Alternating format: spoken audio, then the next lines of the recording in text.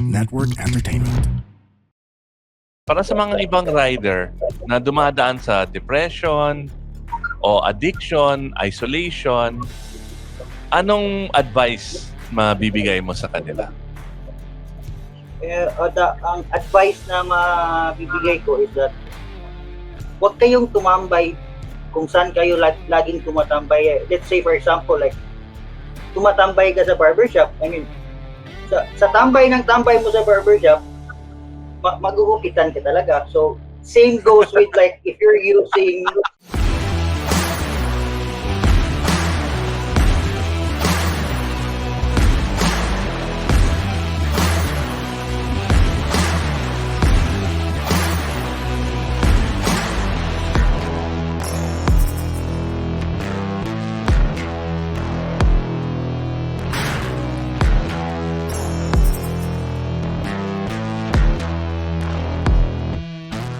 Welcome to Tunay na Rider, ang podcast kung saan hindi lang makina ang bida, kung di pati puso, trip, at paminsan, aso. Yan. Kuminsan tumatahol.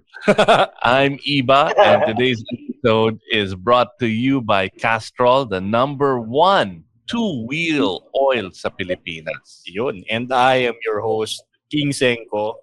With us is, sa mga hindi nakakakilala, no, ang tunay na pangalan nito ni Motodogo ay si Kevin. Tapos, yung kasakasama niya, hindi rin naman Motodogo kung ganun. Si Cory yun. So si Moto, si Kevin. Si Dogo, si Cory. Yun. Tandem nila yun. Pag pinagsama mo, Kevin and Cory. Ayan. Kevin, welcome to the show. Cory, welcome to the show, pare. Kumusta kayo? hello, good evening, okay lang. Yun, Iba. We have a set of question, no? Maganda-gandang interview to kasi ito si Motodogo.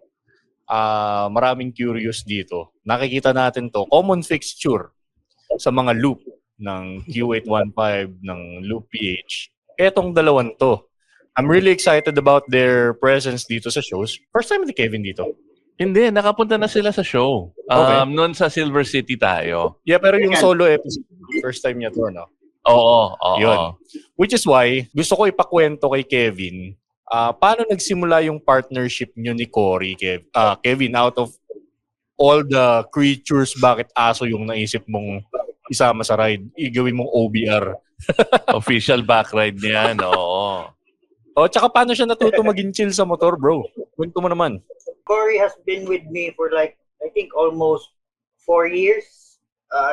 Dapat sana, co-own lang to kasi temporary lang. Kasi yung previous owner niya is nagpakasal and bawal sa condo kaya napunta sa akin kasi nagbibid ako ng aso dati. Okay. Hanggang sa napansin ko si Cory na palaging nasa corner ng bahay. Ayaw makipaglaro ng ibang aso. So, and may nakita akong video sa internet na naka-ride yung pusa niya. So, I tried Cory. And Okay. nung nag-ride kami ni Cory, yung pinaka-first na ginawa niya is gumaganon siya. Parang lumalangoy sa hangin. Kaya, gumaganon siya. Kaya, from there, gumawa ko ng sketch ng parang certain kuan ni Cory para like short ride muna hanggang when to pee, when to release his gun, his dirt, and until sumali kami ng first 600 km na loop. Wow. Then after that, sunod-sunod na doon ako nakilala nila Boss Ranks sa Q815. Then from there hanggang ngayon. Okay, so at what point mo naisip, uy, si Cory seryoso na mag-ride Gagawin na natin official Motodogo. Diba? Gagawa na tayo ng page,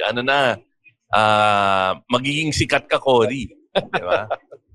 Wala lang. Actually, yung Motodogo, like,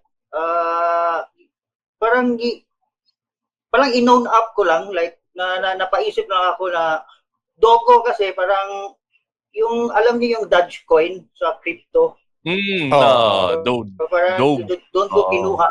Oh yeah. Dodge, parang ganun. Kaya ginawa kong Dogo, then Moto kasi nagmumotor kami. Pero paano mo naisip na gagawin content, gagawa ng page, ganon? Wala. Actually, wala talaga ako plano gumawa ng page. Ganon. Nung nakita kami ni Boss Trank, nagtanong sa gumawa ba ako ng page? Sabi ko, meron naman po, pero nasa 200 ng followers. So, sinabi ni Boss Trank na like, mag-post ka lang, like kung saan kayo mapunta, or kahit ano, post nyo lang. So, there. Post lang namin ng post hanggang sa umabot na ganito. Ilan na ang followers ngayon, bro? Makatanong ko lang.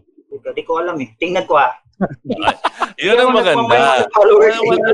Wala nang pake. Teka lang. For the ride. Okay lang yun. Tingnan ko. Okay, habang tinitignan mo, bro. As long as we enjoy the ride, okay na sa amin. Yun ang importante. Si King talaga, nagbibilang ng mga likes, ilang views. data. Hindi. Okay lang, Kevin, kung kung wala ka. Ilan? Nasa 35. 35K. Wow. 200 to 35K. Alright. Okay, so Kevin, yung first ride niya, balikan natin yun. Kumusta yung demeanor ni Cory? Kumusta siya ng first ride niya? Like, kalmado lang ba siya? Chill o nagtatatahol? Kasi Kevin, alam mo naman, ako may 2 Pomeranian, di ba? Si Cory, Pomeranian yan, di ba? Maingay yung Pomeranian. Kung dinadala ko yung pom ko sa scooter, kung may nakita kang ng tao, nakita siyang pusa, nakita siyang ibang aso, maingay, oo. Yan, si Cory, kumusta? Maingay. I mean, nature naman talaga ng Pomeranians. Pomeranians are like parang brother, sister ng Chihuahua. I mean, pansin niyo yung Chihuahua, like super aggressive, super ingay. And what happened to Cory is that parang nag-iba yung ugali niya kasi like palaging tao yung nakakasama hanggang sa like kumalma siya, like feeling ni Cory tao siya. Kasi pag may nagsasalita, oo nga. Like, pero tumitingin si Cory. So sa umpisa, medyo maingay siya, pero nasanay siya. Si Cory, parang mas maraming gear siya kaysa kay King eh. 'Di ba? Ang dami niyang may helmet, ang dami niyang suot pa, ang dami niyang shades. Oo, custom pa 'yan, 'di ba? Ano ba yung mga essential na dala mo kung ka-ride si Cory? Ano mga gear na dinadala mo? Yung dinadala ko talaga for Cory is that I bring always yung food bowl niya para sa food and para sa water. Yun talaga. And also I bring ngayon nagdadala na ako ng yung mini electric fan. Yun yung uso ngayon. Oo, naka-Jisoo Life pala si Cory. Oo. Yeah, ganyan. Kasi, and then yung helmet, palagi naka-helmet. Gusto kasi ni Cory, palaging may hangin. And then yung helmet niya, custom pa yung helmet niya, di ba? Yeah, ito. Okay. Kevin, may tanong ako dyan sa helmet Yun, ang na yan. ganda ng helmet, oh. Oo, may tanong ako dyan sa helmet na yan, Kevin. May ano ba yan? May sukat ba yan? Like XS o pang-aso talaga na na helmet? Tsaka saan nabibili yan? Actually, may size talaga. Pero yung size is, I think nasa small breed lang, pero XS to large. Pang-aso talaga? And etong helmet na to, it was customized by, syempre, by Geely. Okay. Yan ang kasi partner ni Kevin. Oo. Team Q815. Sana si Shark meron din. Oo, Dog, no? Pang-aso. Si Wampa. Si Tonton mo. Okay. And on your side, anong gamit mong mga oil? Castrol Active, Power One, o Ultimate? Right now, I use Castrol Power One Ultimate. Yung 5W40. Mm-hmm. Eto. Pang anong bike, bro? Ano nga ulit yung gamit mo? Naka-ano ka, di ba? CF Moto yan. CF Moto. Pareho kaming CF Moto.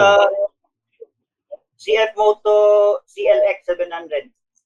Yeah. Relax na relax si Cory dyan. Yung adventure na CF Moto yun sa'yo, bro, no? Hindi, CLX. Yeah, Oo, yung yung parang parang ABB. Oo. Yun, okay. ABB variant. Oh, speaking of Castrol, Kevin, matanong ko lang, no? Total, yung damit ni Cory kakulay ng Castrol, eh. Matanong ko lang, paano kayo napasama sa Castrol family? Kasi, di ba, bigatin to. I mean, you're well-known na ngayon, pero how have you gotten into the family? Siya yung pinakasikat na, siya yung only doggy KOL na Castrol, Oo. di ba? Paano kayo nagkatuklasan? I think it was because of like, di ba, like sa team namin is kasama ko si Jet and because Boss David, parang pinakilala, they introduced us to Ma'am Grace si Cory and parang I think parang nagustuhan ng Castrol kasi para maiba naman like may asong nagpo-promote ng product nila, gano'n. Kasi puro tao And no? Aso naman. And so far naman, I've been using Castrol. And okay po naman yung motor. Like, smooth yung takbo. Hey, whether it's a struggle you can't seem to get through or a dream that seems too daunting for you, this is Mirza Season telling you that you can do this. Let's figure it out or find someone who can. I'm a confidence coach and host, an ex-editor, ex-model, ex-20-something, ex-30-something, exactly who you need to help you navigate through life's ins and outs. What are you waiting for? Let's go! You can do this. Okay, so kasama mo rin yung binanggit mo, no? Kasama mo sila Boss Trunk, sila Big Sugar, sila Jet Li.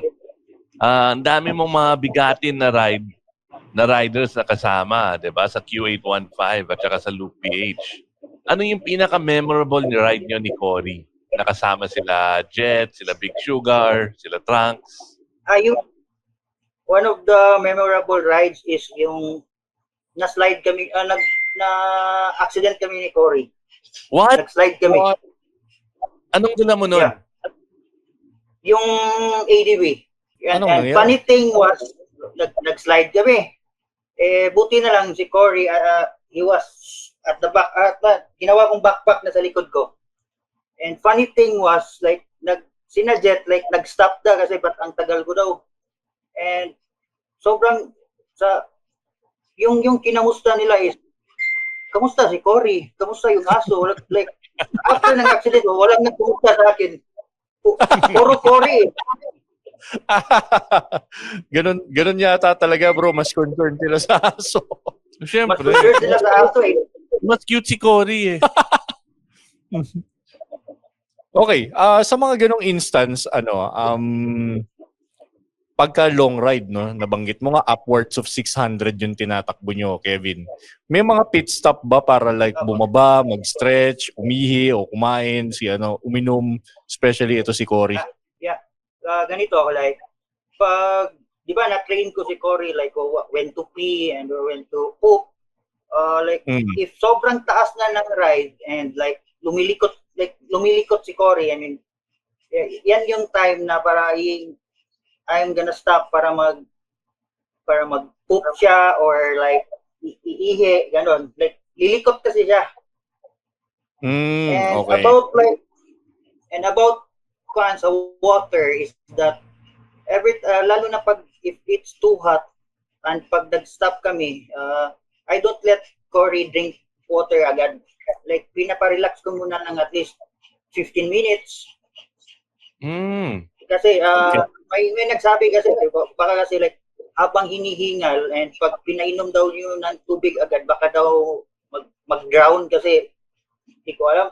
Basta like delikado daw. And I put ice here ni Cory para mag-down here and sa pause niya. Nilagyan ko ng sampling code. Okay, so sa mga ride, paano nagre-react pag nakita, yung mga ibang rider na hindi ka kilala, paano sila nagre-react kay Cory? Na may dog, naka-goggles, naka-helmet, may harness, na anong reaction nila?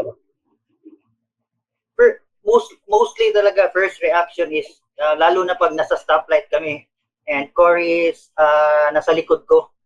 Minsan may biglang kumakalabit sa akin, sabay tanong, "Sir, akala ko bag." Then totoo pala. And Yung minsan, stuffed animal na bag, yung teddy bear na bag. and Hindi si minsan, Jet Li may suot yung panda eh. Dala lagi ni Jet Li yun. And minsan, binibiro ko, sinasabi ko like, kanyan, like, full charge lang yan ngayon, kaya gumagalaw. May battery power. Oo. Aside from, Cory being adorable and ang ganda ng mga ride nila, may message ito si Kevin si Moto Dogo. May message of hope. Sobrang inspiring yung kwento nila. Yung pinaka background story nito ni Kevin. Correct. Pakwento ba natin? Oo. Kevin, kwento mo naman. On a more serious note, Kevin, you've talked about your past and your struggles, no? Yeah. Okay. Actually, recovering addict ako eh. Ano yun, I went to rehab 2017 and natapos yung program ko is February 2018. And nung natapos is like bumalik ako sa place namin eh. So mga walang 1 month nag-relapse ako. So May 2018 pinasok ulit ako sa rehab. Then from there kaya nag-breed ako ng aso, kuha ako ng motor para di ako ma-bored. So from 2018 hanggang ngayon, I think 7 years clean na ako from drugs and alcohol.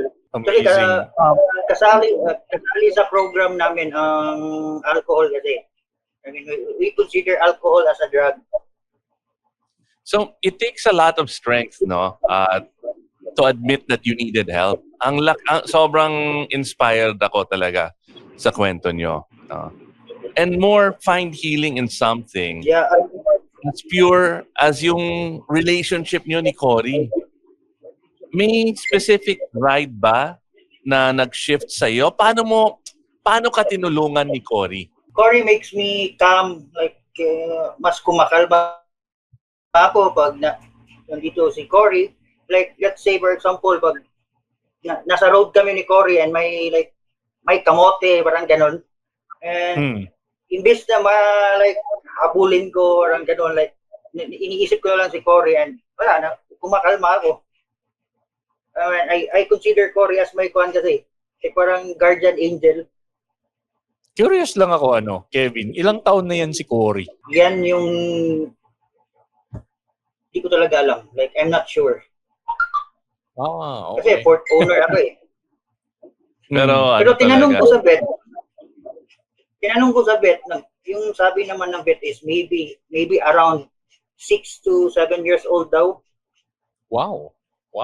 Okay. Yung mga aso ni Iba, bata pa pala kung kumpara dyan.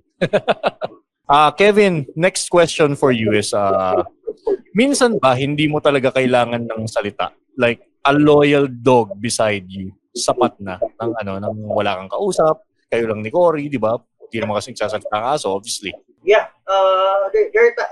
mostly nga mostly like I'm okay with just being with Cory. Like mas dati nga mas like sabi nung like previous partner ko parang mas sinasama ko pa daw si Cory sa ride compare sa kanya. Yun. And parang tawagin niyo na ako crazy pero I talk to Cory kasi. Oh, okay. Ako rin. Lalo na pag kaming dalawa lang. So, for me, ito malaking I mean, for me, I've got a question. Para sa mga ibang rider na dumadaan sa depression o addiction, isolation, anong advice mabibigay mo sa kanila? ang advice na mabibigay ko is that huwag kayong tumambay kung saan kayo laging tumatambay. Let's say for example, like tumatambay ka sa barbershop. I mean, sa tambay mo sa barbershop, magugupitan ka talaga. So same goes with like if you're using or if you're an alcoholic, kung babalik ka doon kung saan ka like gumagamit. I mean, kahit no matter how you try so hard na mag-recover ka, hindi talaga. And you have to change the set of friends you have. I mean, I'm not saying na palitan mo yung mga old friends mo. I mean, you have to limit yourself from interacting from them kasi alam mo naman mismo na mali yung ginagawa mo kasi, and I know also na sobrang hirap pag addicted ka to drugs kasi. And most people talaga will judge you right away. When they see you, like, sasabihin agad na, uy, addict yan, ba't ka sumasama sa kanya, addict yan, gano'n. I mean, may stigma kasi talaga. I mean, even you guys, pag nakakita kayo ng news na like, nagnakaw, may first thing that comes in your mind is sasabihin nyo, addict yan, di ba? Well, oo nga. Okay, Kevin, alam mo na to siguro, no? You've been in the show. Lahat ng nagiging guest namin dito, pare, tinatanong namin ang aming golden question, which is, para sa'yo, Kevin, at para sa inyo ni Cory, anong kahulugan ng pagiging isang tunay na rider, bro? Para sa amin ni Cory, yung definition ng tunay na rider is that you have to enjoy the ride. I mean, explore places. I mean, explore places and share it with your friends or with your kung sino man. Basta puntahan mo kung saan mo gusto. Lalo na yung mga lugar na feeling mo like parang nasa panaginip mo lang. I mean, let's say for example yung Mayon volcano, like most people will just see Mayon sa libro. Pero nung nag-look doon, parang sobrang ma-amaze ka talaga kakatingin sa Mayon volcano. Iyon. You just have to enjoy talaga. Yeah, just enjoy and just keep riding. Very, very good message from you, Kevin and Cory. That's been Moto Dogo Iba. All right.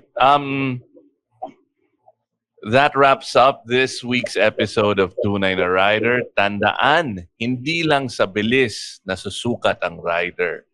It's how you ride, who you ride with, lalo na kung kasama mo si Cory. Yeah. And why you ride. Kita-kit sa kalsada, ride smart, ride safe, ride tunay. And thank you, Moto Dogo, for joining us on this episode. The opinions of podcast creators, hosts, and guests are not necessarily reflective of the official stance of the Pod Network Entertainment, its hosts, or other network programs. The content created by the people behind the podcast is personal and not meant to harm any religion, ethnicity, group, organization, company, or individual.